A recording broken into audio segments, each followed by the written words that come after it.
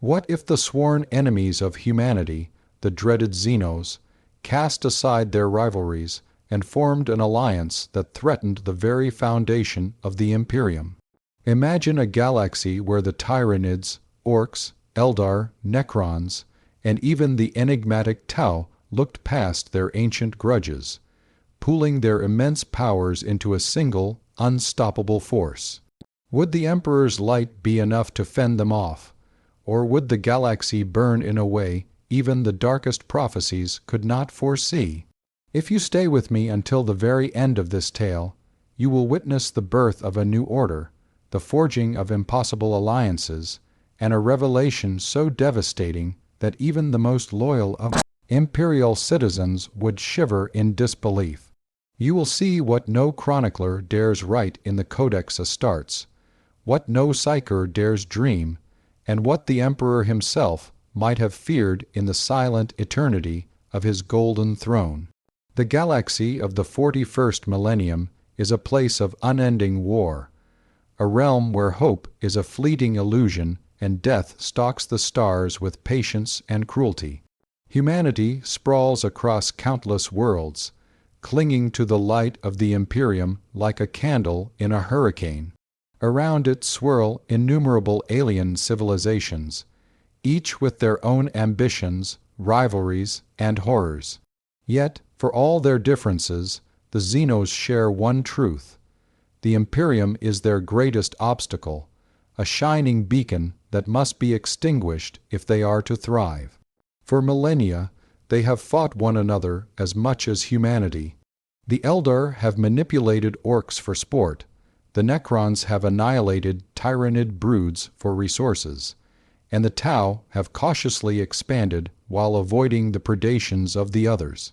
Each race is a predator, and yet, each predator has learned the bitter lesson that in isolation even the mightiest fall.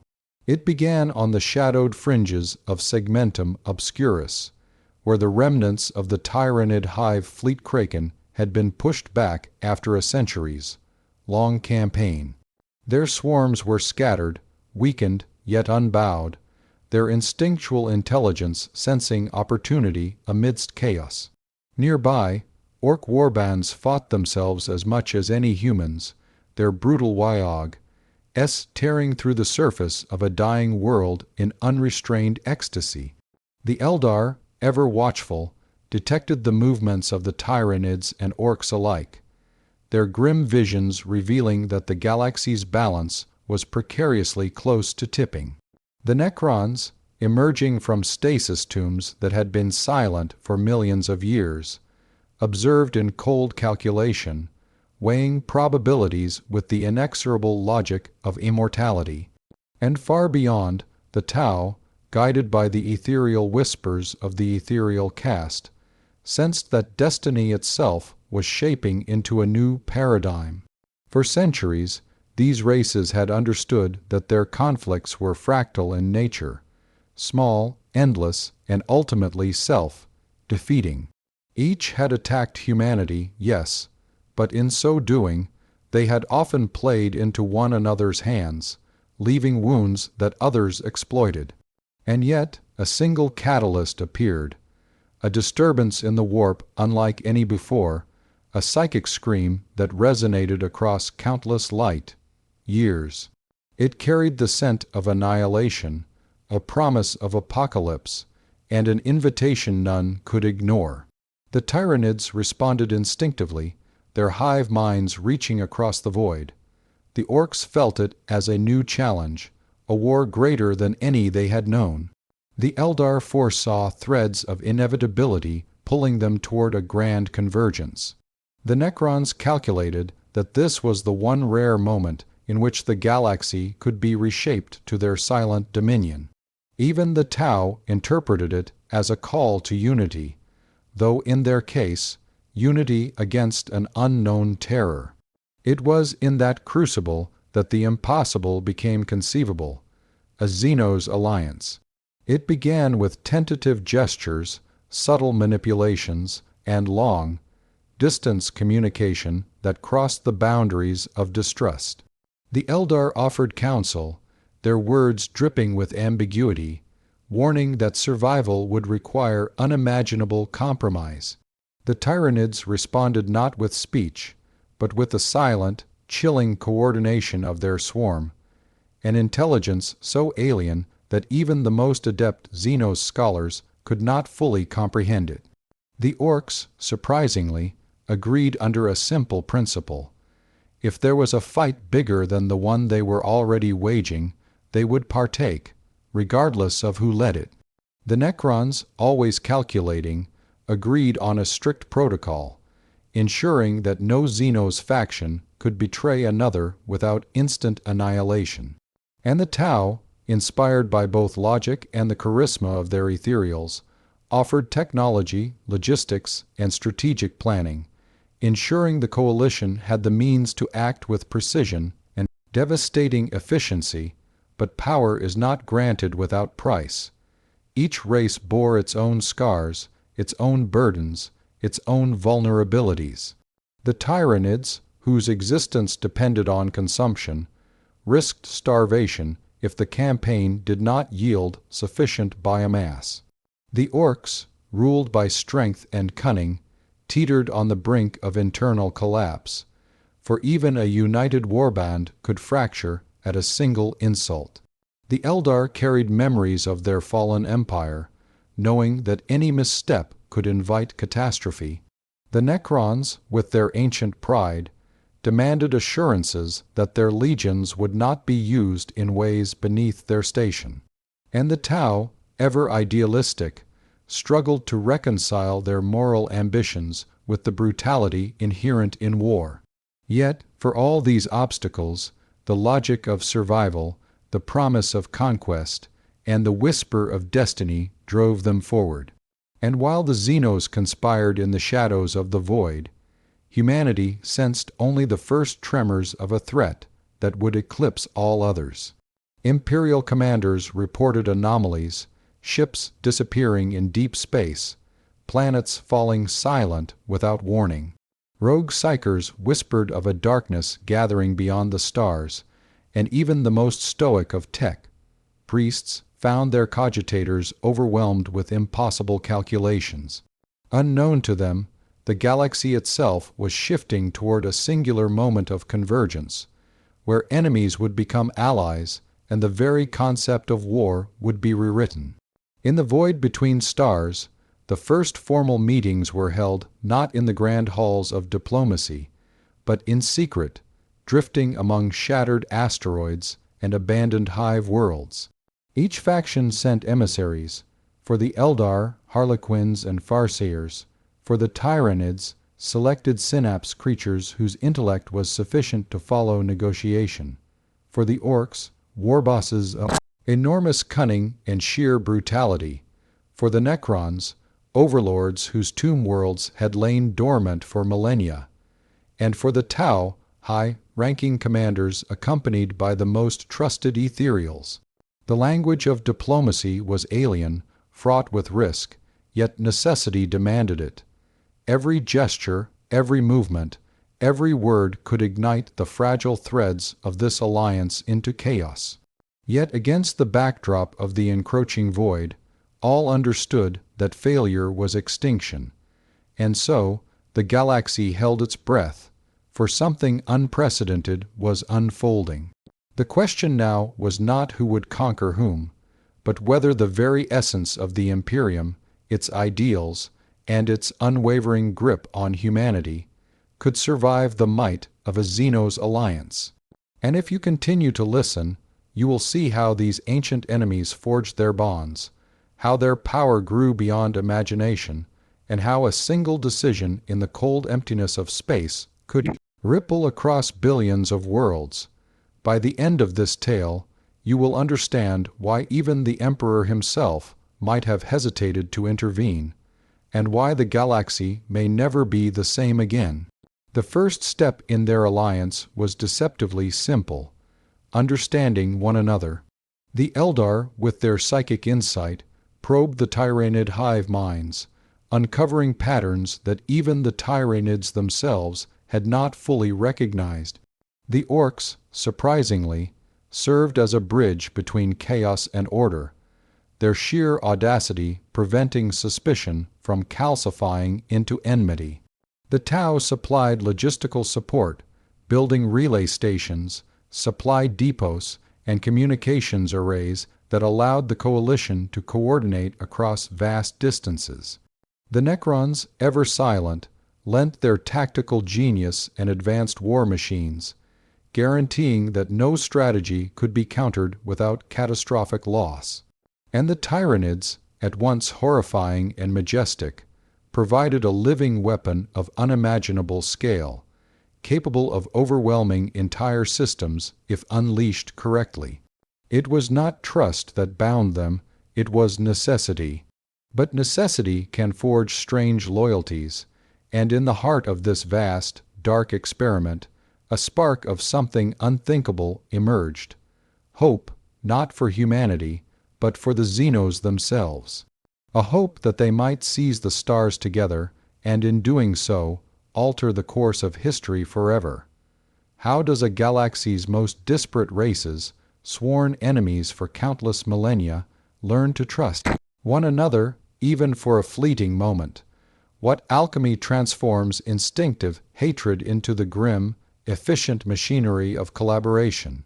In the silent void, where stars themselves seem to shiver in anticipation, the Xenos began to discover that survival demanded more than instinct, cunning, or raw power. It demanded a vision. The Eldar Farseer Valeth, perched in her spirit sanctuary aboard the ghostly craftworld Eandon, was the first to glimpse the tapestry of possibility. Through her psychic communion, she sensed the ripples in the warp caused by Hive Fleet Kraken and the distant tremors of Orc Wyog. Energy, alone, she could see doom approaching humanity, a tide that no single race could stem. She summoned her most trusted harlequins and dispatched them into the void, bearing messages not of negotiation, but of revelation. Her power, honed over 10 millennia of war and psychic refinement, stemmed from the webway itself, a dimension beyond the material where time and causality bent to the will of the Farseers. By merging foresight with intuition, she could map the movements of entire fleets, predict strategies, and anticipate betrayals. The Tyranids, creatures of instinct and hive, mind intelligence, could not speak in words, but they could act with terrifying precision. Synapse creatures neurothropes and hive tyrants became the emissaries of the alien swarm, guided by instincts refined over eons of survival. Their power was not a gift, but a consequence, a psychic link binding billions of organisms into a single consciousness. Every attack, every maneuver, every strategy flowed from this collective mind. Yet now, for the first time, that instinct was tempered with guidance. The Eldar's insights penetrated the swarm like light slicing through the murk of instinct, revealing patterns that allowed the Tyranids to act not merely as destroyers, but as coordinators.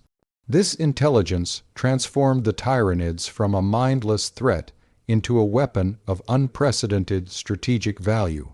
The Orcs, chaotic and crude, required no psychic enlightenment, yet even their brutish nature could be harnessed. Warboss Grimgut Ironjaw, a behemoth among his kind, understood that the Orcs thrived on challenge. The promise of a galaxy, spanning conflict, a war of impossible scale, ignited their bloodlust in ways no ordinary conquest could.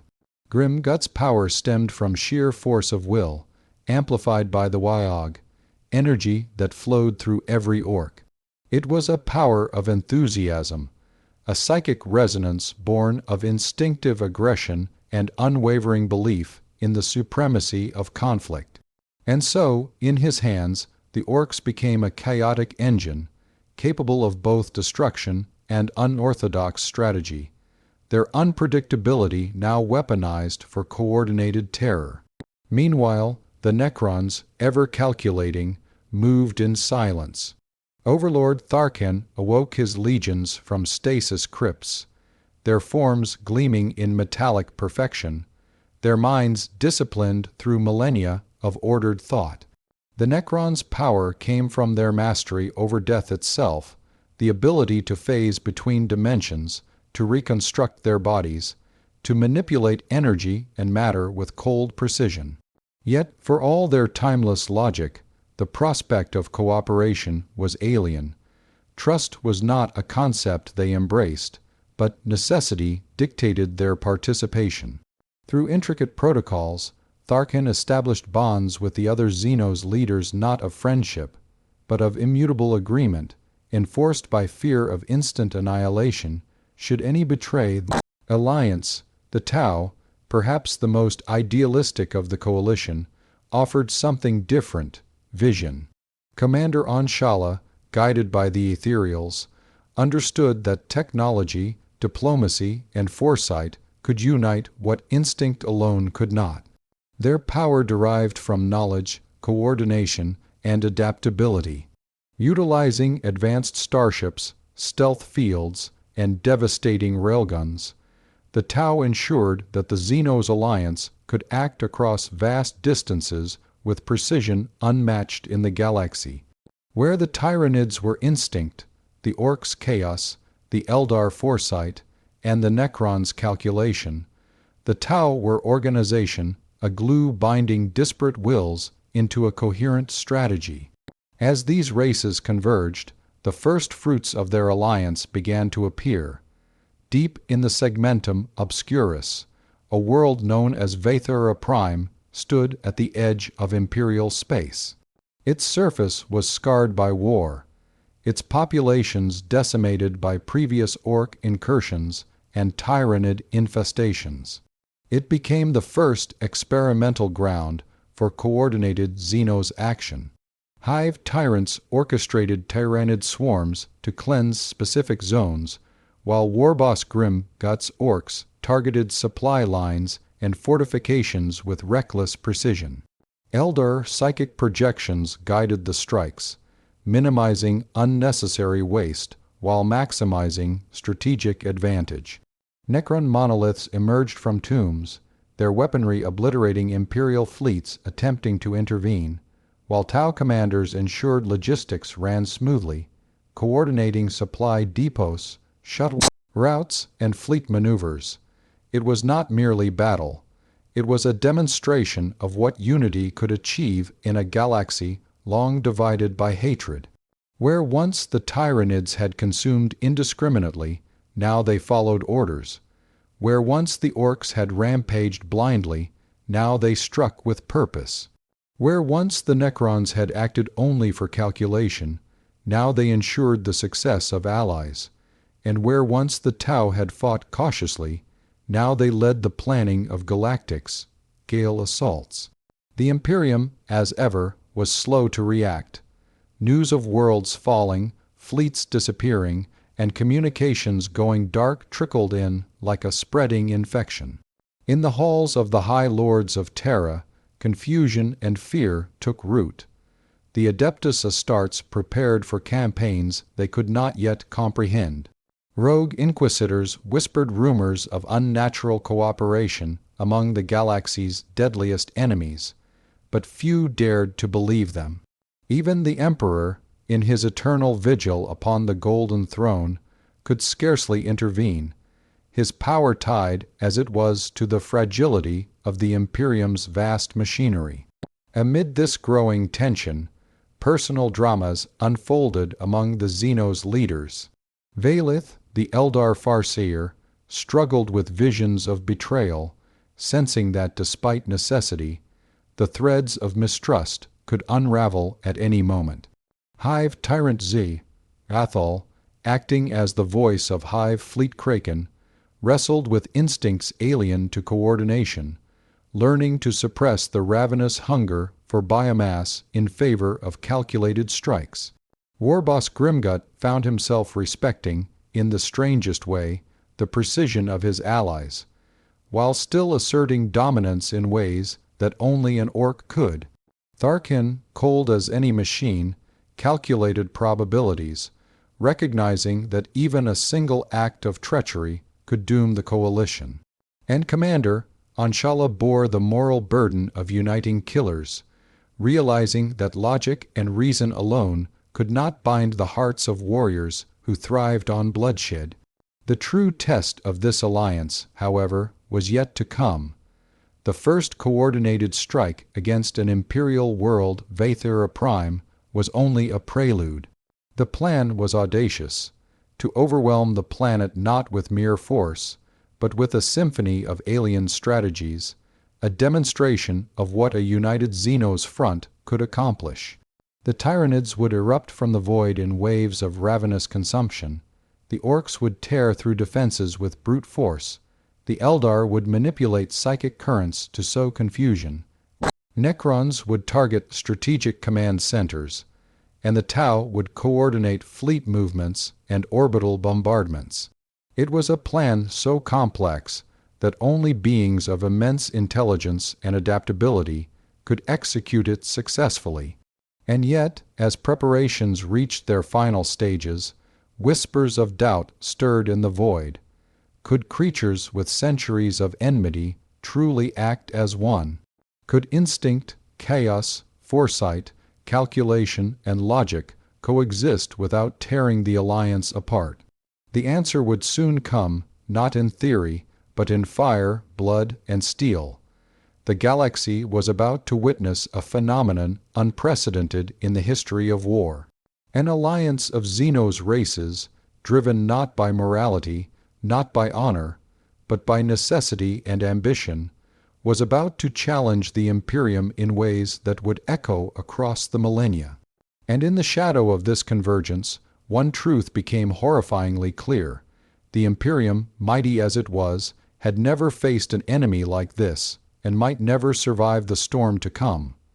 What happens when the galaxy's deadliest predators stop hunting one another and turn their attention toward a common prey? What unfolds when instinct, brutality, foresight, logic, and precision merge into a single, unstoppable force? The answer would soon be written in fire and bone across the surface of Vathira Prime, a planet that had once been a bustling center of imperial industry, now poised to become the testing ground for a war unlike any seen in the history of the 41st millennium. The assault began in silence. From the void, Tyranid tendrils of shadow descended, monstrous organisms that could devour entire cities in minutes, guided with a precision that betrayed the alien influence of the Eldar. Hive Tyrantzir Athel's psychic commands orchestrated the swarms, compelling them to strike not indiscriminately, but with strategic focus. Supply depots, defensive fortresses, and communication hubs were systematically eradicated.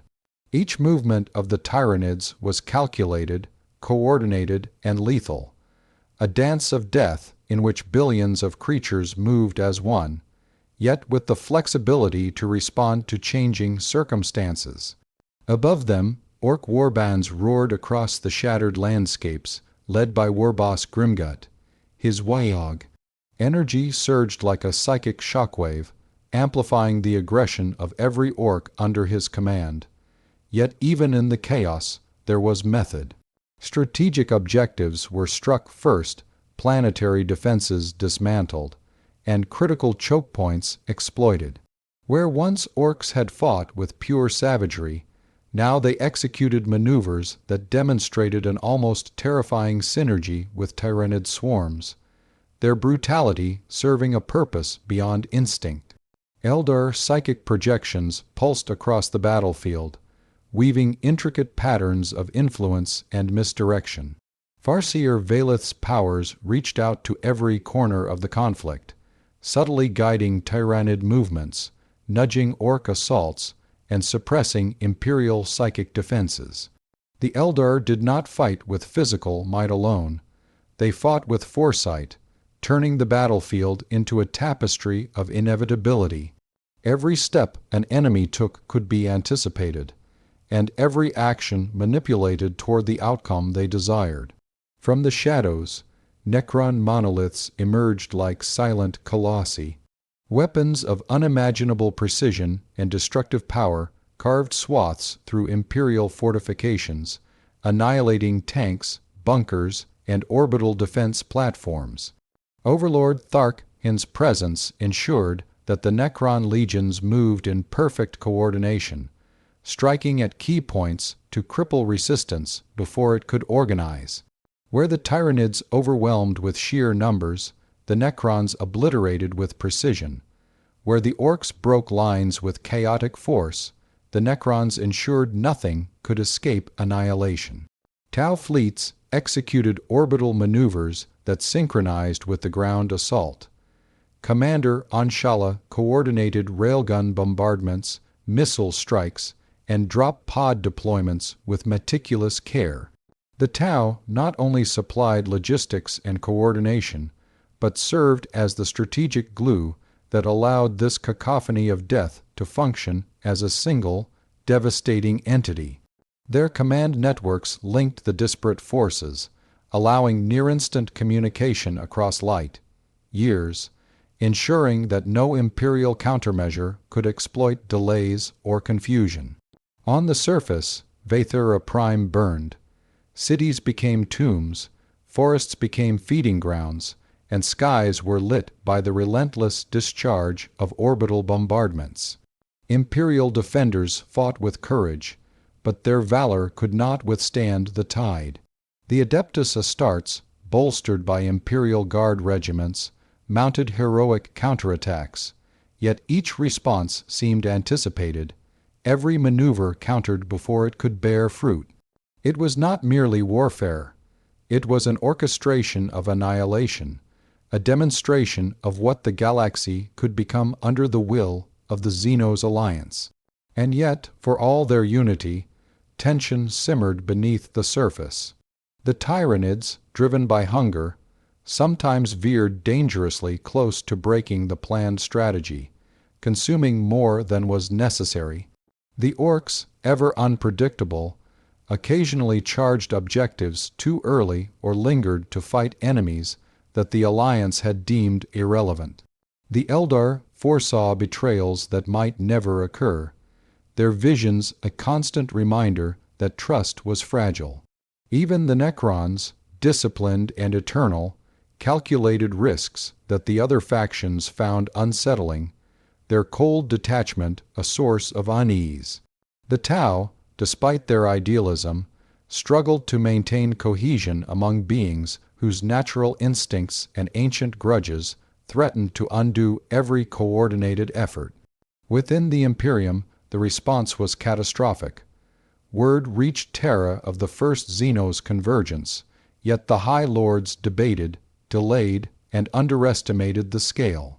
Imperial fleets were dispatched piecemeal, unaware that they faced an enemy operating with coordination, foresight, and overwhelming might.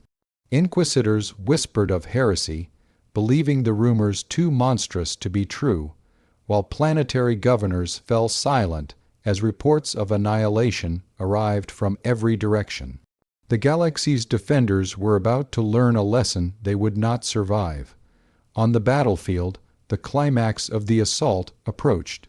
Imperial counterforces concentrated on Vathura Prime's capital, hoping to protect civilians and reclaim strategic points.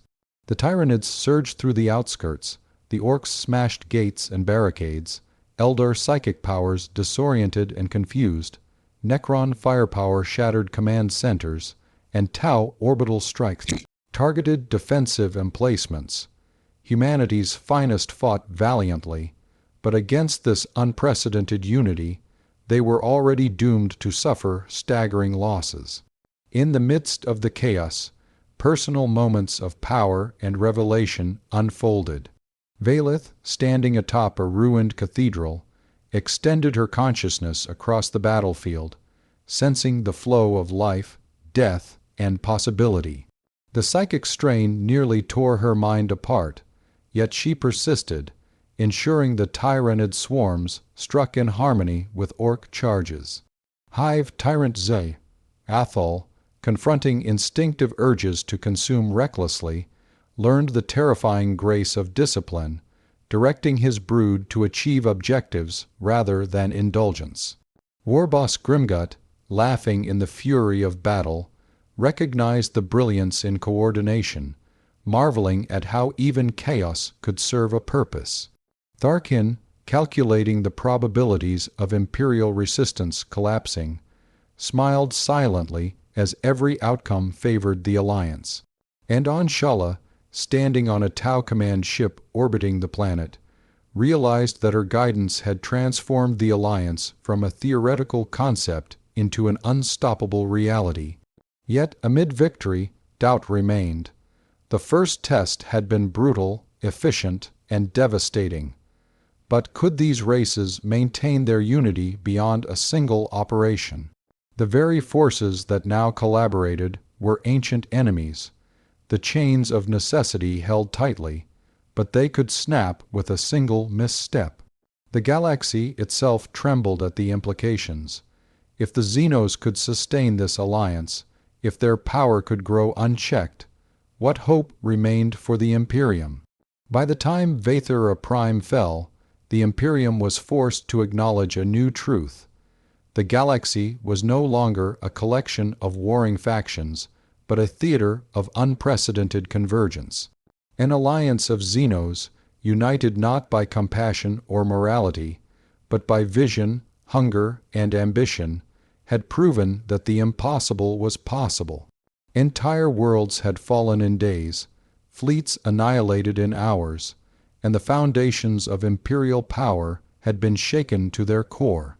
In the aftermath, Valith, Athol, Grimgut, Tharkin, and Anshala convened in the void above the planet.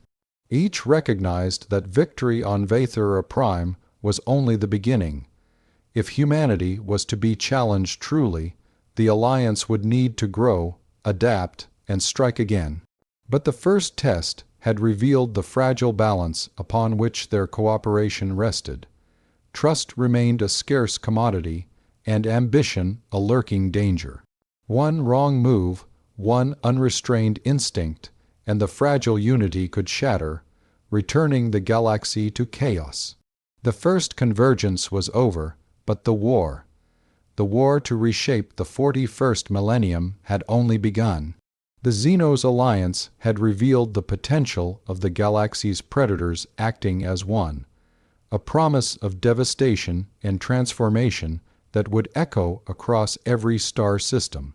Humanity had been tested and found wanting, and the true storm was still gathering.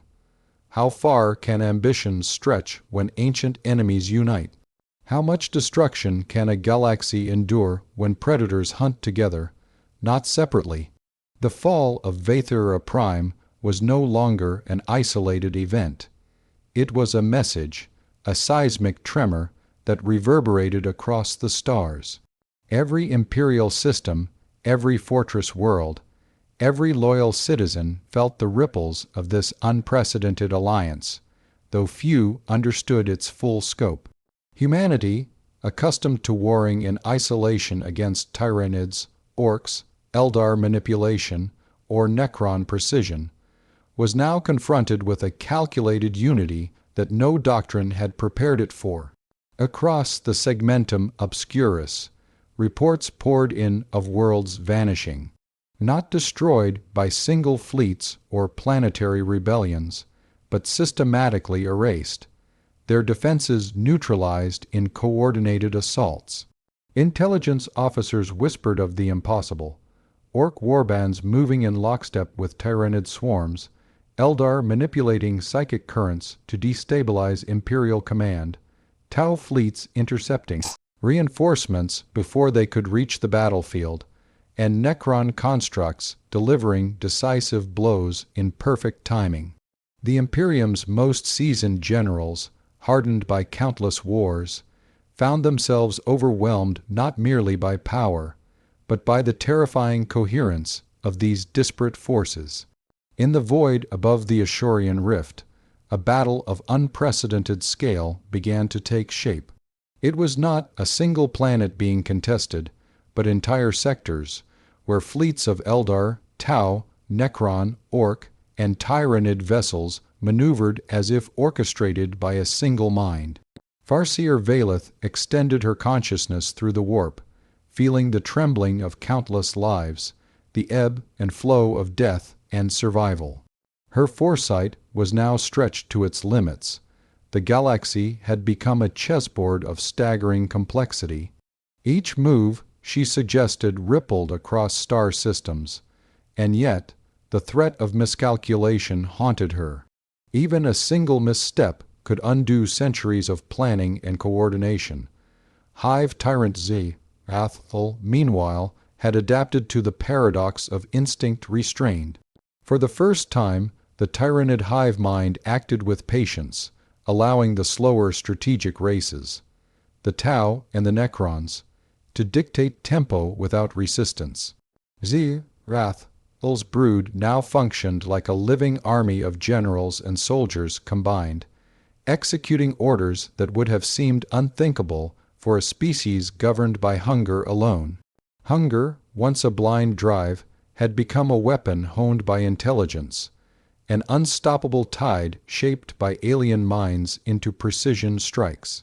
Warboss Grimgut Ironjaw reveled in the new order, yet he also bristled at it. The Orc's natural tendency toward chaos was now tempered, restrained, and guided by forces they did not fully understand. It was a delicate balance.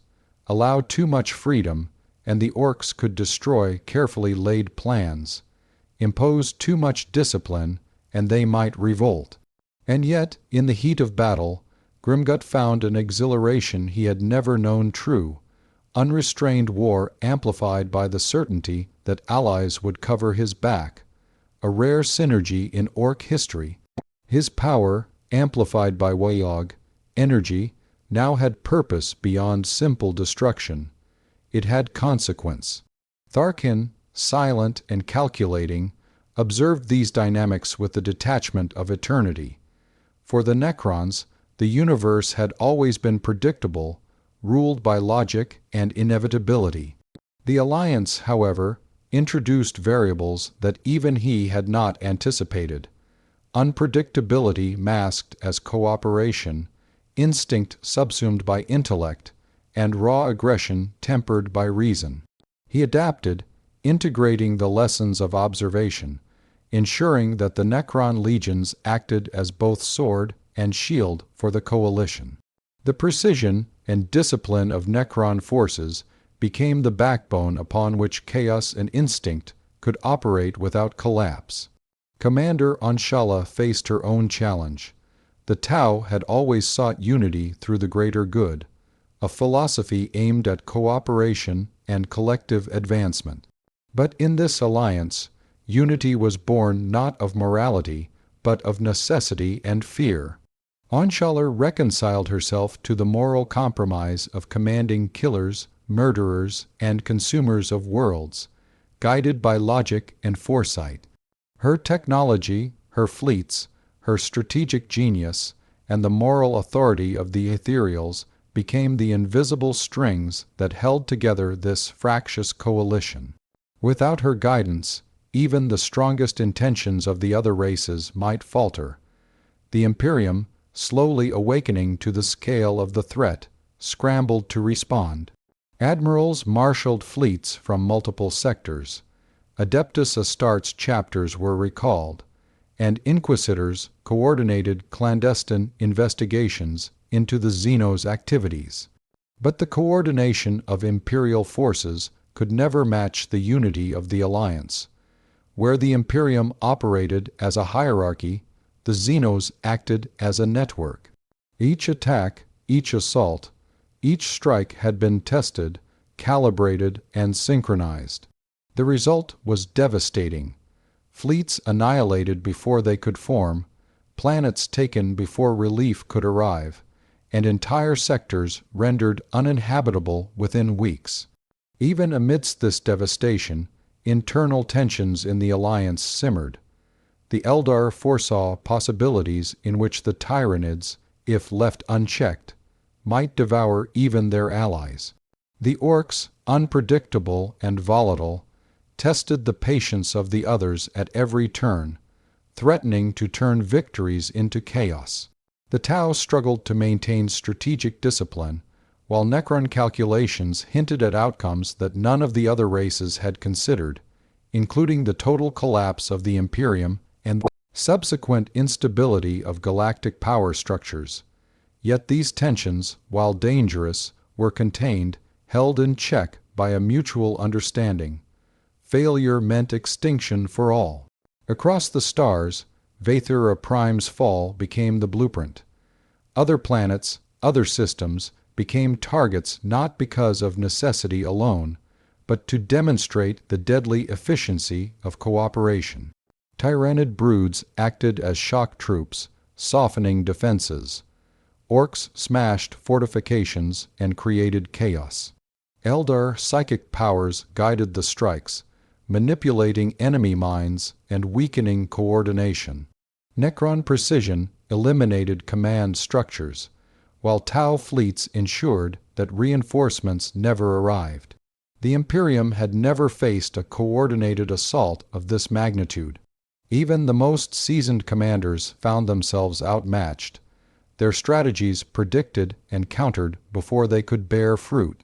And yet, amid destruction, there was a hint of evolution. The Xenos alliance began to learn from one another.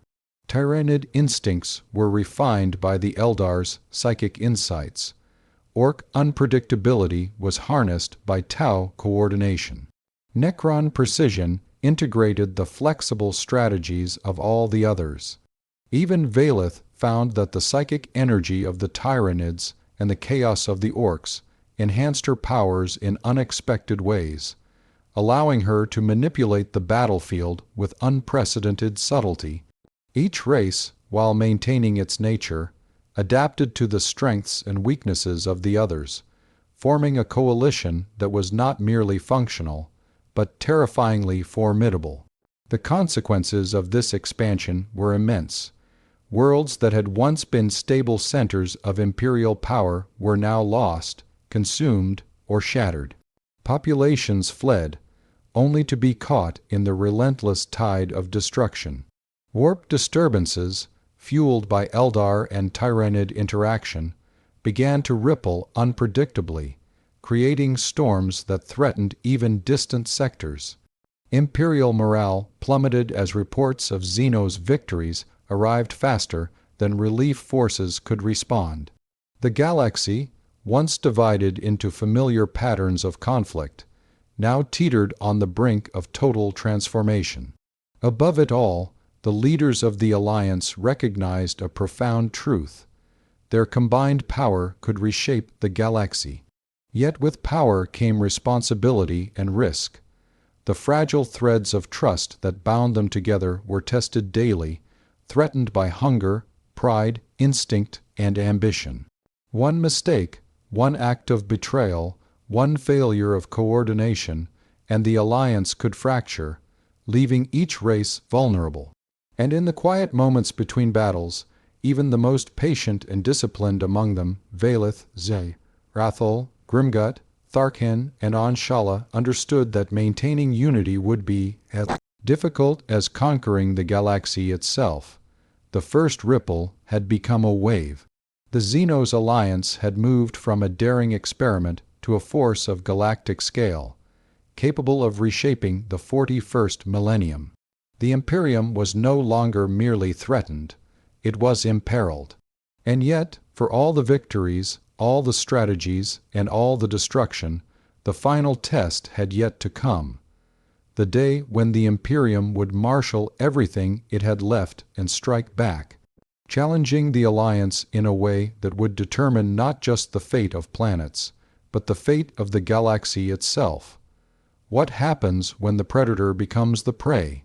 When the hunters, united in terror and devastation, suddenly face a force willing to burn everything in its path to preserve an order older than the stars themselves. The Imperium, slow to recognize the threat of the Xenos alliance, had finally understood the magnitude of what faced them. And now the galaxy would pay witness to its first desperate, and all-encompassing response. The High Lords of Terra convened in unprecedented urgency, their council chambers filled with urgency, fear, and recrimination. War fleets were dispatched, Adeptus Astartes chapters recalled from the most distant campaigns, and the Astra Militarum mobilized in numbers never before seen. The Imperium's might was immense, forged over 10 millennia of conquest, rebellion, and war. Entire sectors of the segmentum obscurus became mobilization zones, as ships, armies, and psychers were funneled into the theaters of conflict. The message was clear: the galaxy would not fall without an unimaginable struggle. Above the devastated remnants of Vathura Prime, a colossal Imperial fleet gathered, a shimmering wall of starships bristling with weapons and armor. The Space Marines, adorned in the colors of countless chapters, prepared for a campaign that would test the limits of their faith, courage, and endurance. Titans of the Adeptus Mechanicus strode through fortified docks, their weapons primed, their systems calibrated for total annihilation. Psychers whispered prayers to the Emperor, calling down lightning and fire through the warp. For the first time, the Imperium's full might would face the Xenos alliance directly. Valeth sensed the growing threat across the warp, her psychic foresight illuminating the impending storm. She warned her allies, her projections flowing through every corner of the coalition. Hive Tyrant Athol and his brood adjusted their formations, anticipating the Imperium's strategies not by instinct alone, but through Eldar guidance that allowed precision where hunger alone wouldn't fail. Orc Warboss Grimgut, hearing the distant drums of Imperial fleets, bellowed his approval, eager for the carnage, yet cautious under Valeth's subtle guidance. The Necron overlord Tharkin calculated probabilities, predicting each strike, anticipating counters, and ensuring that no moment of hesitation would threaten their hard-won unity. And on Shala, coordinating orbital assaults and supply lines, prepared for what might be the most complex military engagement the galaxy had ever seen. The first encounter occurred in the void above the Ashorian Rift, where Imperial forces sought to interpose themselves between the Xenos coalition and strategic supply worlds. Fleets clashed like titanic predators, energy beams slicing through the vacuum, explosions illuminating the darkness of space. The Tyranid vessels moved in mesmerizing formations, controlled by the hive mind yet guided by Eldar insight. Orc cruisers barreled into enemy lines, tearing apart smaller vessels and creating gaps for Tyranid boarding actions. Necron destroyers and monoliths targeted command ships and supply convoys with terrifying precision, while Tau Fire controlled the engagement's tempo using long-range railgun strikes and coordinated fleet maneuvers to dictate the flow of battle. On the surface of a contested planet, Imperial defenders braced for the onslaught. Space Marine squads, supported by artillery, tanks, and psychers, met Tyranid swarms in brutal combat. Orcs struck from unexpected angles, disrupting Imperial formations with chaos and rage. Eldar psychic interference caused Imperial ranks to falter, misjudging distances, miscommunicating commands, and collapsing under pressure. Necron strikes eliminated key command posts, leaving defenders disoriented and fragmented. And above, Tau orbital bombardments ensured that any attempt at reinforcements was met with swift and deadly retaliation. The Imperium fought with bravery unparalleled, yet faced a coalition of forces whose coordination bordered on prescience. Internal tensions began to surface. Tyranid hunger threatened to overextend forces, Orc aggression occasionally disrupted delicate plans, and Necron detachment occasionally clashed with the others' improvisation. Valeth, straining her psychic powers, kept the alliance functioning, her mind a bridge between instinct and calculation. She realized that the cohesion of the Xenos alliance was as much a test of will as of strength. One failure could unravel everything. Warboss Grimgut, in moments of reflection amid battle, marveled at how discipline could amplify chaos, even as his own pride nearly led him to defy Valeth's guidance. Anshala's faith in logic and coordination faced its ultimate trial, her fleets performing maneuvers that left her nervous despite their precision. Tharkin calculated every variable, aware that the Alliance's survival hinged on meticulous perfection.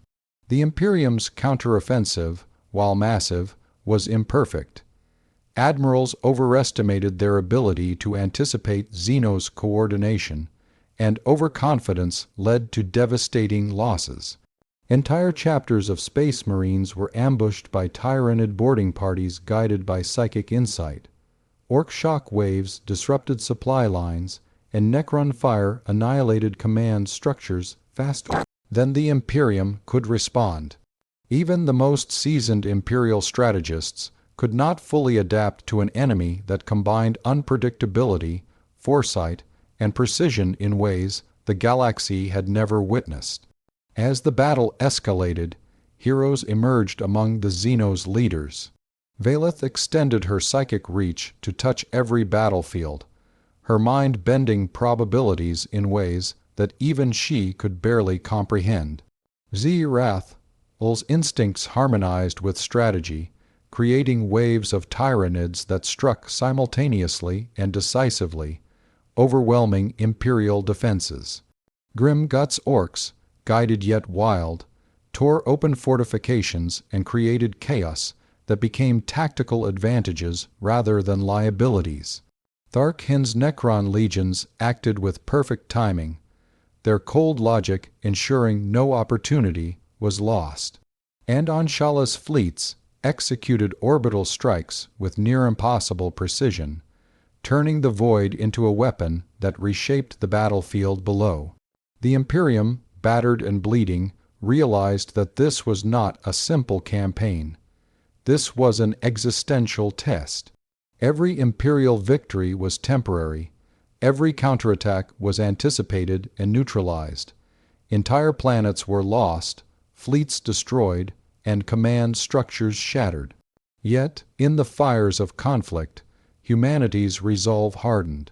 Even in the face of an alliance that seemed unstoppable, soldiers, commanders, and psychers resolved to resist, to strike back, and to buy time for the Imperium's survival. By the end of the first major confrontation, the Xenos alliance had proven its deadly effectiveness. Their coordination, combined power, and adaptability had turned the Imperium's best into casualties. But the battle had also revealed vulnerabilities, internal tensions, unpredictable instincts, and the constant strain of sustaining unity. Each leader understood that the alliance, though victorious, was walking a razor's edge. The Imperium had survived, yes, but only barely, and the coming months would test every bond, every strategy, and every shred of will that held the coalition together. The first reckoning had passed. The Xenos alliance had demonstrated the terrifying potential of unity among enemies, reshaping the galaxy's balance of power. And yet, the real war, the war that would determine the fate of billions of lives, and perhaps the galaxy itself, was only beginning. The Imperium would adapt, strike back, and force the coalition to prove that their unity was more than necessity, more than fear, more than the fragile promise of power. The coming conflict would demand evolution, ruthlessness, and sacrifice beyond anything the galaxy had seen in 10,000 years. Can enemies truly unite when their very natures pull them toward chaos, hunger, and pride? Even as victory adorned their banners and worlds fell beneath their combined might, the Xenos alliance now faced a subtler, deadlier enemy, themselves. The war had been won in battles, but the war for unity had only just begun. Above the shattered moons of the Tau-controlled system of Vathara Secundus, Valith hovered in her ghostly craft, her mind stretched across the warp like a web of trembling silver threads. She felt at first the faint, corrosive whispers of betrayal. Even as Hive tyrant Zirath's brood obeyed her psychic guidance, there were flickers of instinct, suppressed but present, hinting at rebellion. Hunger was not just a need, it was a force, ancient and inexorable, that could disrupt the delicate symphony of strategy. Every deviation threatened the alliance, yet she could not simply destroy what was needed for survival. Balance, she realized, would demand manipulation as ruthless as the battlefield itself. Grimgut Ironjaw, for all his cunning, began to chafe at the invisible chains that bound his orcs. The Wyog energy that surged through his body demanded chaos, not subtle coordination. Orders felt constraining. Strategies imposed by alien minds felt almost like shackles. Yet, paradoxically, the victories achieved under Valith's guidance thrilled him. The orcs had tasted power in a way they had never known, yet the thrill of rebellion bubbled beneath his skin. In whispered exchanges with other war bosses, discontent began to spread like sparks in dry grass, one moment contained, the next capable of wildfire. Zirathul, too, wrestled with his instincts. The tyrannid hive mind, bound to consume, had now learned restraint. It was an alien concept, purpose beyond instinct, and yet every planetary conquest, every careful strike, brought with it a pang of frustration. Could they remain patient long enough for the Alliance to achieve its goals, or would the hunger erupt at the worst possible moment? The Hive tyrant's mind pulsed with a constant tension.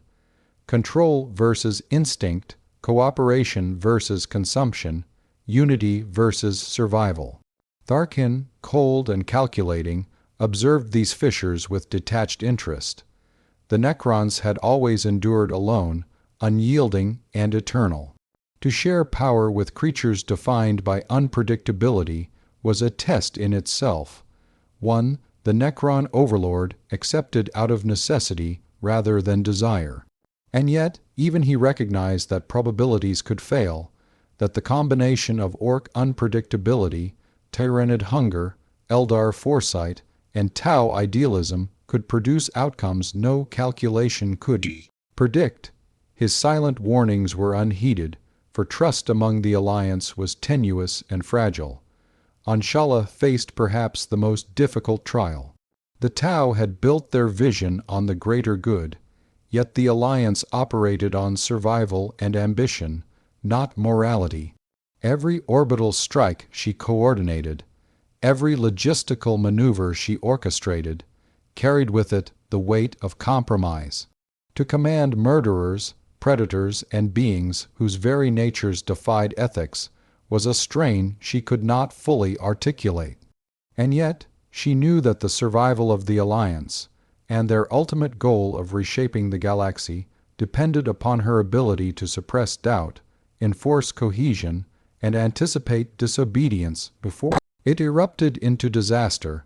Tensions erupted first in minor skirmishes on contested worlds.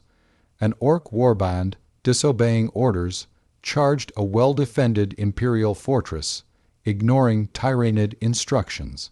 The ensuing chaos almost destroyed the carefully laid plan. Elsewhere, tyrannid swarms consumed more biomass than intended, forcing Valith to make split-second adjustments that pushed both herself and her brood to the edge of psychic collapse.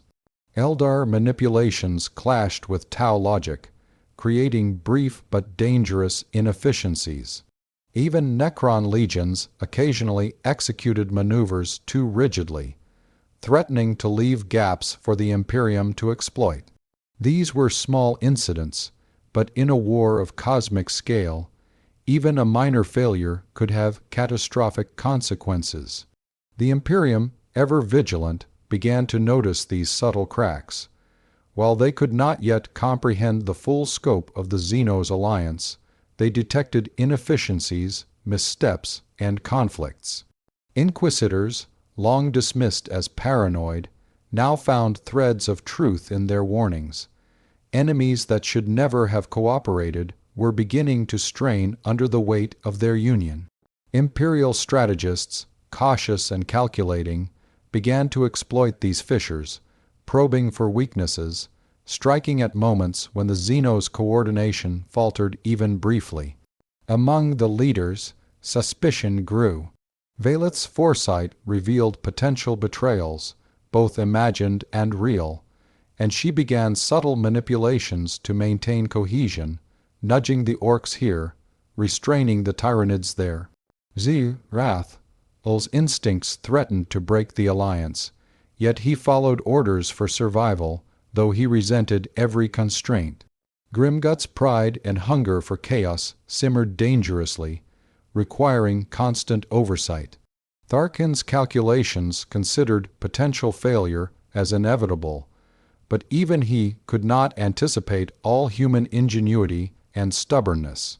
And Anshala struggled to enforce discipline across beings who neither understood nor valued her moral compass.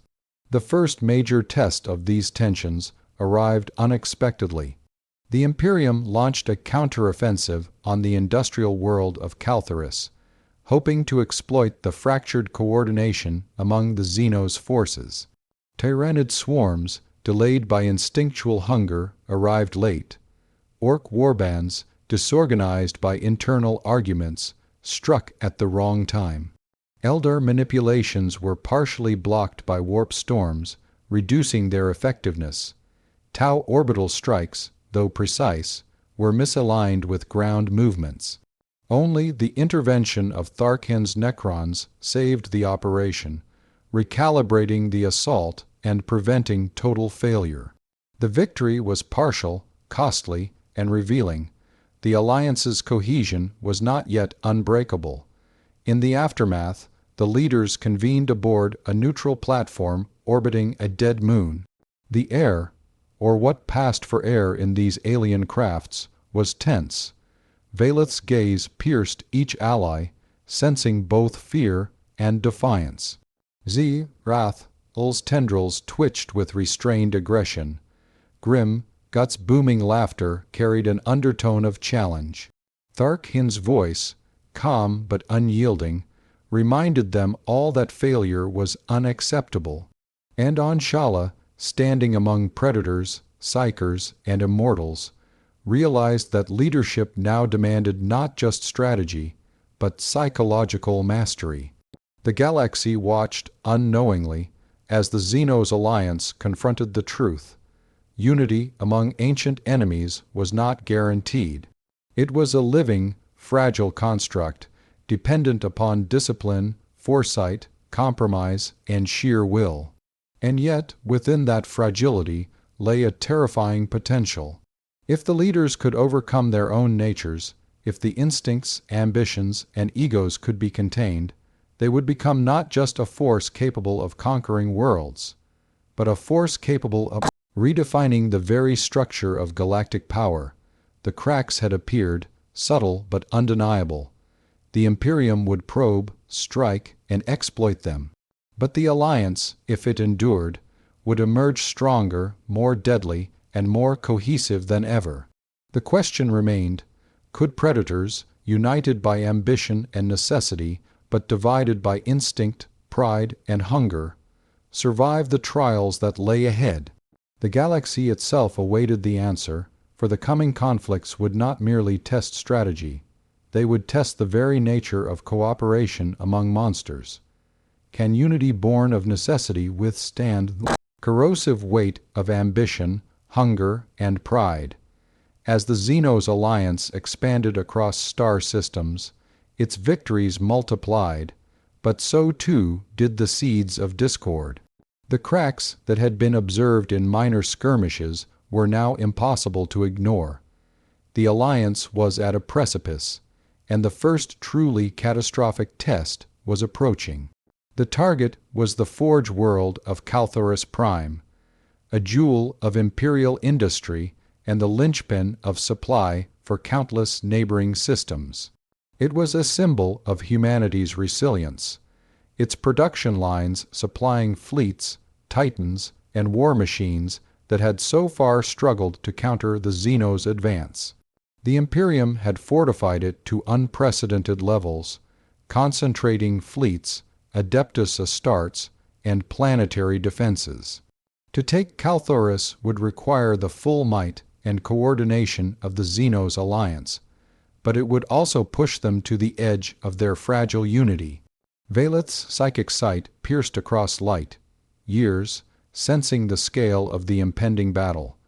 The Imperium's forces were immense, their resolve unbreakable, and their desperation palpable. She foresaw outcomes in countless permutations, yet each scenario carried risk. The Tyranids, for all their intelligence, were bound by instinct. Orc aggression was unpredictable. Tau logic could be undermined by moral hesitation, and the Necrons, though precise, remained alien in understanding motivations and loyalties. Even she admitted, for the first time, that victory was not guaranteed. The Alliance approached Kalthoris with a mixture of caution and calculated aggression. Tyranid fleets spread across orbit, poised to descend upon the planet's surface like locusts, consuming and obliterating. Orc cruisers roared through the void, their engines spitting fire as Warboss Grimgut led the most disciplined Orc assault ever attempted. Eldar psychic manipulations radiated across the battlefield, subtly guiding the swarm and disrupting Imperial command. Necron destroyers and monoliths targeted key supply depots and orbital platforms with surgical precision. Tau fleets orchestrated every movement, coordinating long-range strikes and ensuring communication and supply networks remained intact. Yet beneath this veneer of coordination, ambition simmered. Grimgut, intoxicated by Waag, energy, and the thrill of unrestrained battle, began to question the need for subtlety. Why hold back? He bellowed to his warboss lieutenants. The Imperium will fall anyway. Smash everything now. Let the Tyranids clean up later. His aggression, though exhilarating, threatened to unravel the carefully choreographed plan. Rathal, sensing the Tyranid instincts straining against restraint, pulsated with tension. Hunger whispered in his mind, urging consumption before the Orcs, before the Necrons, before the strategy dictated. For the first time, the Hive Tyrant felt conflict not just between survival and cooperation, but between instinct and loyalty to the fragile alliance. In orbit, Tharkin observed the unfolding dynamics with detached calculation. The probabilities of failure had spiked, and his measures to correct them were constrained by the unpredictability of Orc behavior and Tyranid hunger. He began subtle interventions, reordering attacks, redirecting fleets, and neutralizing potential points of chaos before they could erupt. Yet even he recognized the limitations. One wrong move, and centuries of preparation would crumble in hours. Anshala's mind raced with calculations and contingency plans. She adjusted orbital bombardments, coordinated Tau fleets, and reinforced Tyranid and Orc positions where Valeth's foresight indicated potential lapses. She felt the weight of leadership more acutely than ever. Morality, logic, and survival intertwined, forcing her to make decisions that violated every principle of the greater good. Success demanded compromise, and compromise demanded constant vigilance against betrayal. The first shock came from within. Grimgut, unable to resist the urge for chaos, ordered an uncoordinated charge into Imperial fortifications. Tyranid broods, momentarily distracted by the Orc rampage, consumed indiscriminately, creating confusion in the carefully mapped assault plan. Imperial defenses exploited these missteps, targeting overextended orcs and delaying Tyranid advancement. It was a moment of panic and near collapse, a fracture that exposed the Alliance's vulnerability. Valeth acted swiftly, her psychic powers slicing through the chaos to reassert control. Rathel restrained his instincts, redirecting Tyranid swarms with precision, while Anshalar recalibrated orbital strikes to compensate for the orc deviation. Tharkin shifted Necron assets to cover gaps, neutralizing Imperial counterattacks and preserving the momentum of the assault. The leader's rapid adaptation prevented total disaster, but the incident left a lingering warning. Unity could not be taken for granted. The Imperium, sensing weakness, seized the opportunity. Admirals ordered concentrated attacks on the fractured coalition, targeting overextended orc bands and Tyranid swarms temporarily out of formation. Space Marines executed brutal counterstrikes, their courage and precision striking deep into the Xenos lines. Titans advanced, obliterating targets with unyielding firepower. The Imperium had found a chink in the armor, exploiting the cracks that even the Alliance's leaders struggled to seal. In the midst of the battle, betrayal's real and potential loomed like shadows. Whispers of dissent circulated among orc lieutenants, rumors of Tyranid broods acting independently, and subtle manipulations from factions of the Eldar who questioned the morality of cooperation. With predators, even Tharkin noted anomalies in fleet behavior that could have indicated hidden agendas, though none were yet acted upon. The Alliance's strength depended not only on military might, but on the ability of its leaders to suppress ambition, control instinct, and maintain trust. Kelthoris Prime became a crucible. Cities burned, orbital platforms exploded, fleets collided in titanic displays of fire and metal, and the very skies shuddered under the might of coordinated assaults. Imperial defenders fought with unparalleled valor, yet each victory was fleeting, each advance temporary, and each countermeasure anticipated and neutralized by the combined efforts of the Alliance. By the end of the engagement, the Xenos forces had secured the planet, but at great cost. Internal tensions, unchecked instincts, and the threat of betrayal had nearly undone them. Valeth, Rathel, Grimgut, Tharkin, and Anshala convened in orbit, the weight of near collapse heavy upon them. The Alliance had survived, but only barely. They understood that to succeed in the wars to come, they would need not just strategy and power, but unbreakable trust, or the courage to impose control through force. The galaxy had witnessed the shattered Concord, the first test of unity among ancient enemies under fire. Humanity had been pushed to the brink, the Imperium's might tested, and yet the Xenos alliance had endured. But the cracks were clear, the risks palpable, and the lessons unforgiving. In the weeks and months ahead, every leader would have to confront the delicate balance of control, instinct, ambition, and loyalty, or face the collapse of their terrifying experiment in unity. And in that precarious silence after the storm, one thought loomed over all. The true test of the Alliance was not the battles they had won, but the battles yet to come, where loyalty, trust, and survival would clash in ways none could fully predict, and the fate of the galaxy would hang by a thread stronger than steel, yet more fragile than bone. What happens when the galaxy's mightiest power awakens fully against a coalition thought invincible? When the Imperium, slow to act, finally unleashes everything it can muster, the consequences are swift, brutal, and inescapable.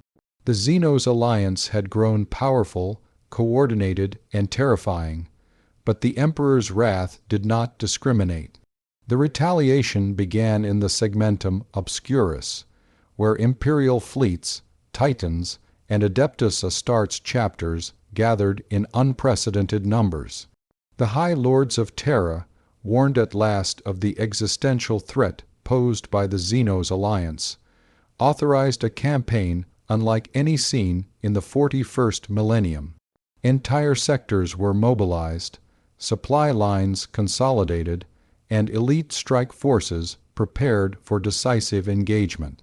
Planetary defenses were reinforced, fleets recalibrated, and psychers sent into the warp to anticipate the moves of the alien coalition.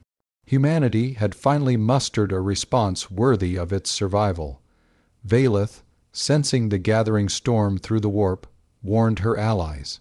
The psychic turbulence was immense, and her visions of battle painted grim possibilities.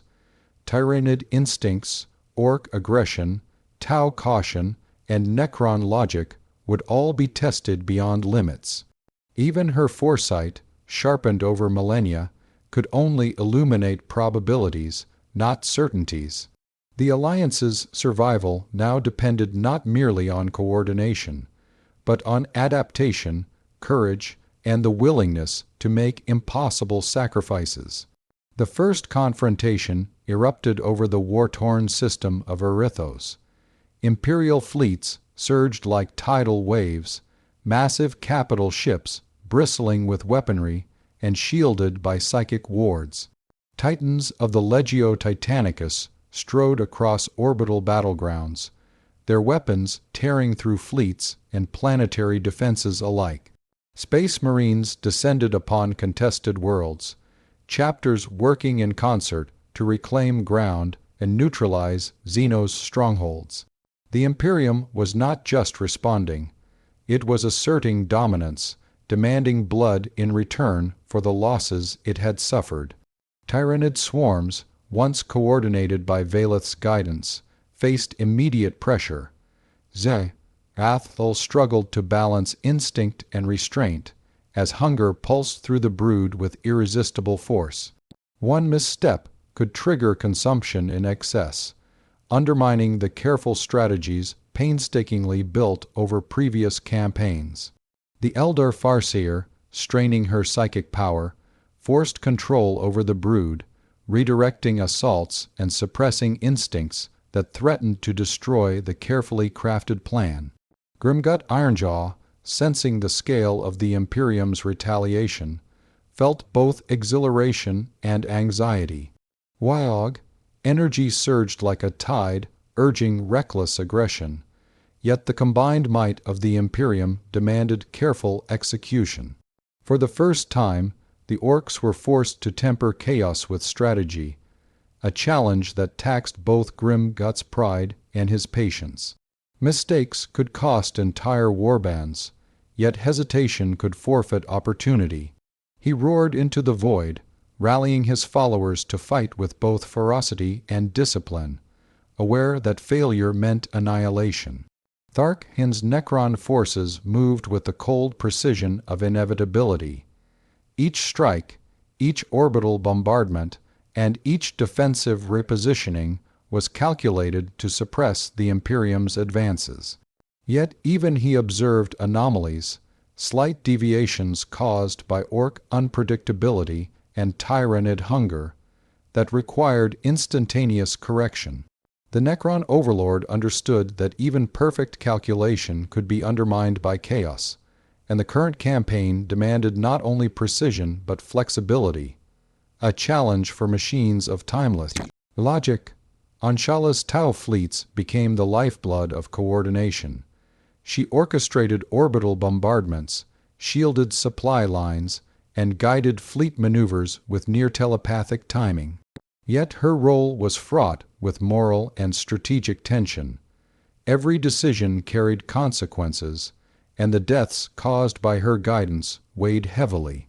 Even amidst victory, she questioned whether the greater good justified the orchestrated slaughter of billions, the collateral damage of war waged on a galactic scale. The Imperium's retaliation was devastating. Entire Xenos fleets were destroyed in concentrated engagements, orbital platforms shattered, and planetary strikes repelled with horrific losses. Space Marines executed surgical interventions against Tyranid broods.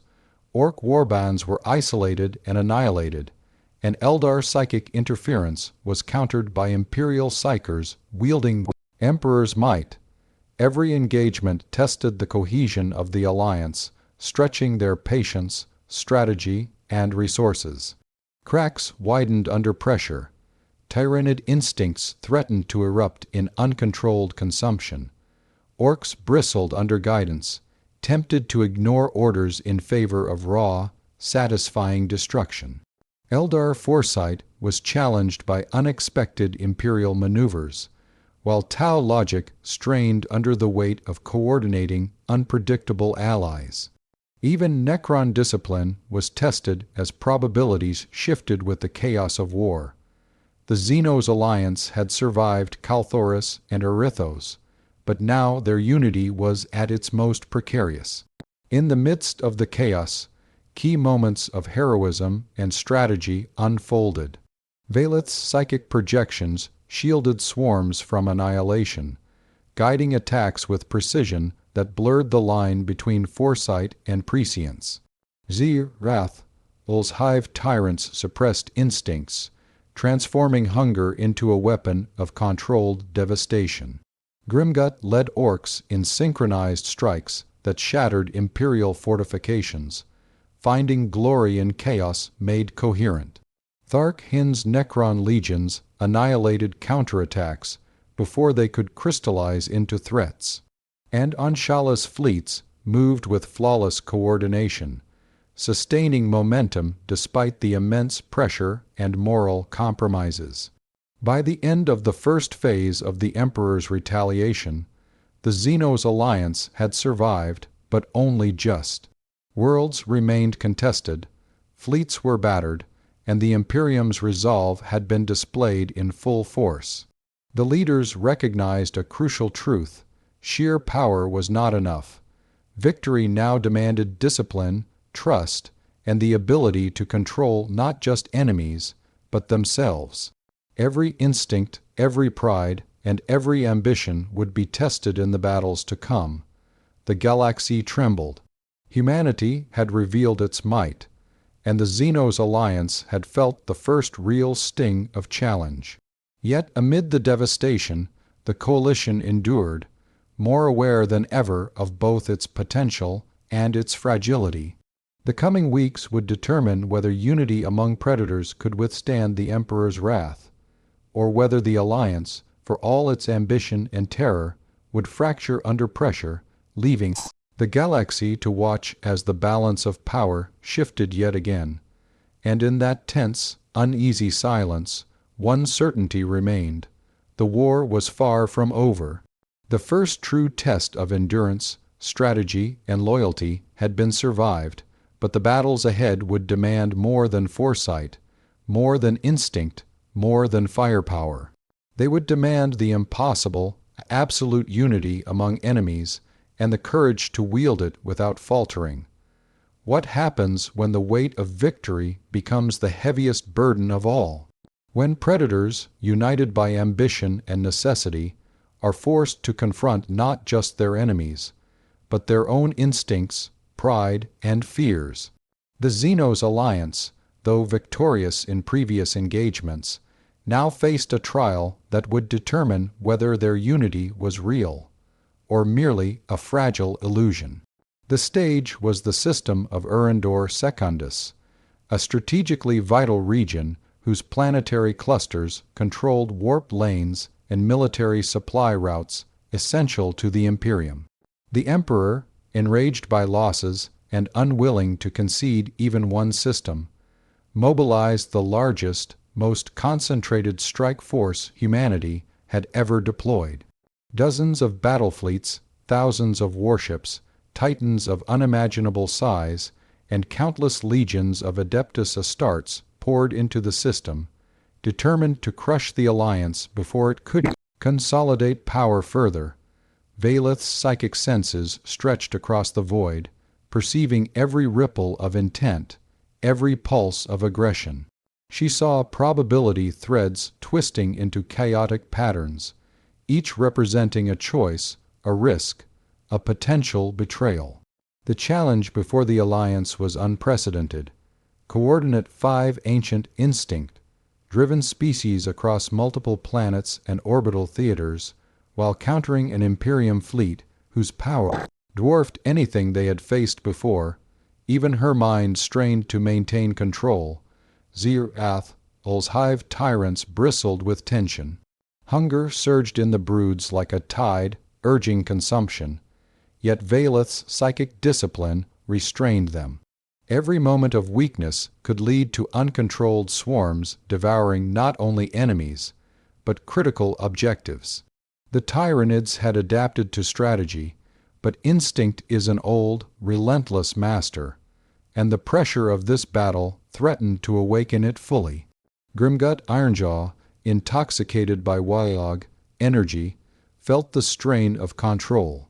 The orcs had never fought in such a disciplined, coordinated manner, and the unnatural restraint imposed by allies grated against their nature. Yet the thrill of the scale, the knowledge that they were part of a force capable of shaking the galaxy itself, gave him a dangerous edge. Chaos and discipline danced within him, ready to erupt if provoked, or to crush all in an unrestrained surge. Tharkin, calculating probabilities as if every possible outcome were a tangible equation, noted anomalies that even Valeth had not foreseen. Orc unpredictability, Tyranid hunger, and subtle Eldar manipulations created variables no deterministic model could fully predict. The Necron Overlord, eternal and unyielding, prepared contingencies for every potential breach in the Alliance, yet even his calculations acknowledged a disconcerting truth. Unity among predators is a delicate illusion, easily shattered by instinct and ambition. Anshala's Tau fleets became the spine of coordination, linking orbital assaults, supply lines, and fleet movements across the system. Every strike had to be timed perfectly, every orbital bombardment aligned with ground and space operations. Even minor miscalculations could cascade into catastrophe. And yet, the moral weight of orchestrating mass death, of guiding predators to destroy billions of lives, gnawed at her resolve, challenging the very philosophy of the greater good she had sworn to uphold. The first phase of battle erupted in orbital space above Urindor Secundus Prime. Imperial warships unleashed torrents of firepower, and Titans struck like gods of war, leveling orbital platforms and shredding Xenos fleets. Tyranid vessels surged in response, coordinated by Valeth and guided by Eldar insight, striking with deadly precision but restrained to avoid chaos. Orcs charged with controlled ferocity, their assault reshaping the battlefield but demanding careful timing. Necron destroyers neutralized Imperial counterattacks, while Tau fleets maintained communication and support.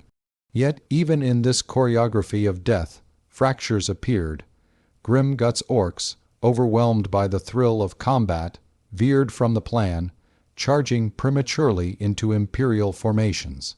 Tyranid instincts, momentarily untethered, consumed critical resources too quickly, threatening to disrupt synchronized attacks. Subtle disagreements between Valeth and Anshalar regarding strike priorities caused momentary delays in fleet coordination. Tharkin acted quickly, but every correction consumed precious time and energy. The Imperium seized upon these cracks, striking with ferocious precision, and the Alliance was tested as never before. On the ground, battles mirrored the chaos of space. Tyranid broods clashed with Imperial Guard formations, controlled yet deadly, consuming enemy positions methodically. Orcs tore through fortifications, their violence channeled into tactical advantage.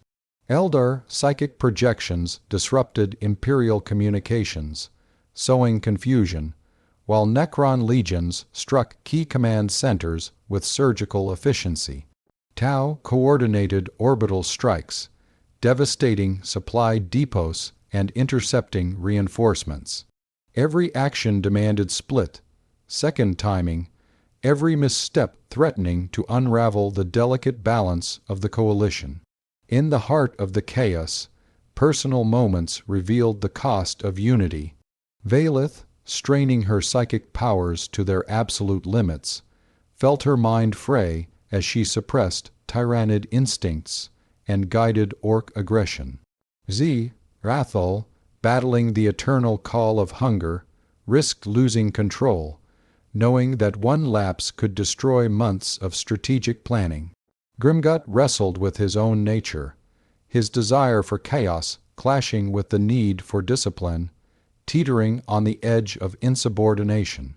Tharkin's calculations were flawless, yet even he could not account for the unpredictable courage and desperation of Imperial defenders. Anshala's fleets struck with perfect timing, yet the human cost of her decisions weighed heavily, challenging her beliefs and leadership. By the end of the first day of the Crucible of Unity, the battle had already claimed billions of lives. The Imperium had struck harder than ever, but the Alliance endured, adapting to setbacks and reinforcing fragile coordination. The cracks, though visible, had been managed, yet the leaders understood that the true test was only beginning. Every instinct, every ambition, every shred of pride would soon be challenged more fiercely than ever. The Crucible was not just a battlefield. It was a proving ground, a test of whether predators could truly unite without devouring one another. And as the stars burned with the fires of war, one question lingered across the minds of all leaders. Could the Alliance survive not only the Imperium's wrath, but the monsters within themselves? The answer would determine the fate of the galaxy, and the consequences of failure would be eternal. What is the price of unity among monsters? What does it mean when predators, forced into cooperation, face an enemy that will tolerate no hesitation, no weakness, no mercy? The answer would soon be written in fire, blood, and steel across the worlds of Urindor Secundus. The Imperium's response had been monumental, a display of wrath designed to crush hope and annihilate rebellion. Hundreds of capital ships hung in orbit like jagged stars, Titans marched upon the planet's surface with stomping authority, and billions of soldiers and auxiliaries advanced, their discipline and faith unshakable. Each world under the Imperium's domain now felt the weight of war, as no system had ever before seen a response of such scale. Valith's psychic presence stretched across the battlefield like a tether of light, guiding Tyrannid swarms, controlling orc aggression, and weaving the currents of Eldar foresight into the patterns of the Tau fleet. Her mind strained under the psychic load, suppressing instinctual surges of consumption from the Tyrannids and channeling the chaos of orc warriors into effective strikes. Each pulse of her power was a calculated risk. Failure could unravel months of preparation in a heartbeat. Rathal's hive tyrants battled with the restraint of disciplined hunters, controlling swarms that hungered for destruction.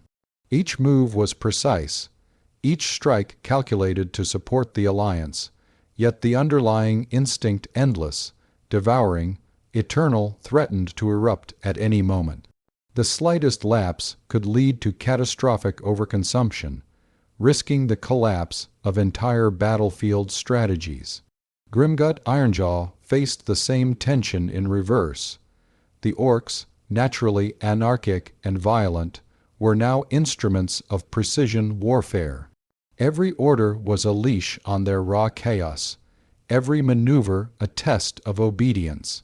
Grimgut's pride warred with necessity. The thrill of uncontrolled destruction tugged at his instincts, even as his mind recognized the need for coordination. Moments of hesitation, small acts of rebellion, sparked like lightning across orc warbands, threatening to destabilize the battle at critical points. Tharkin's Necrons moved with cold, mechanical inevitability. Each orbital strike, each calculated annihilation of an Imperial counterattack, was executed with terrifying perfection.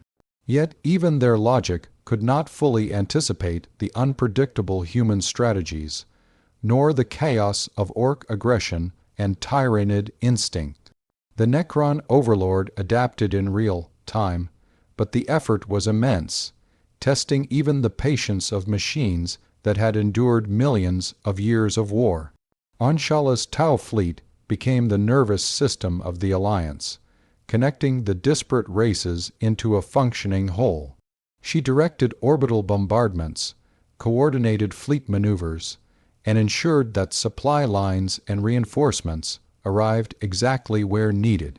Every decision carried enormous weight, every delay risked disaster, and every moral compromise gnawed at her conscience. The greater good demanded unity, yet the cost of enforcing it meant guiding death and destruction on a scale she had never imagined. The battle ignited across multiple theaters. Tyranid swarms descended upon Imperial fortresses with terrifying precision, consuming enemy positions while avoiding unnecessary overreach. Orcs tore through walls and defenses, their violence shaped into tactical advantage under grim, guts careful, if begrudging, leadership. Necrons struck decisively at command centers, isolating Imperial units and preventing coordinated retaliation. Eldar foresight twisted the battlefield subtly, sowing confusion, predicting enemy movement, and exploiting weakness. Tau orbital strikes cut supply lines and reinforced critical positions, ensuring that the Alliance moved as one. Yet even amid this orchestrated destruction, chaos threatened. Orc warbands veered off course in their zeal, Tyranid broods began to overconsume, and Eldar psychic currents occasionally conflicted with Tau signals, creating pockets of vulnerability. The Imperium, ever adaptive, probed these cracks with elite forces, Titans, and Space Marines executing maneuvers designed to exploit any misstep. The Alliance teetered on the edge of collapse, and the first true test of their unity had begun. Sacrifices became inevitable. Entire Orc brigades were deliberately funneled into enemy choke points to absorb fire, a brutal but necessary tactic to protect Tyranid swarms advancing on critical fortresses. Tyranid warriors consumed key Imperial defenses to open paths for Allied forces, risking overextension that could have fractured formations. Anshala's orbital strikes decimated civilian areas to deny resources to the Imperium, a decision that haunted her despite the strategic necessity. Even Valeth, pushing her psychic powers to the brink, began to feel the toll on her consciousness. Every decision required suppressing instinct and fear simultaneously. Amid the chaos, moments of heroism and defiance shone. Grimgut personally led a controlled Orc charge through a cratered city, toppling Imperial armor and inspiring his warbands to act with deadly precision. Rathel redirected swarms mid-ult to save Allied forces from collapse, risking his brood in the process.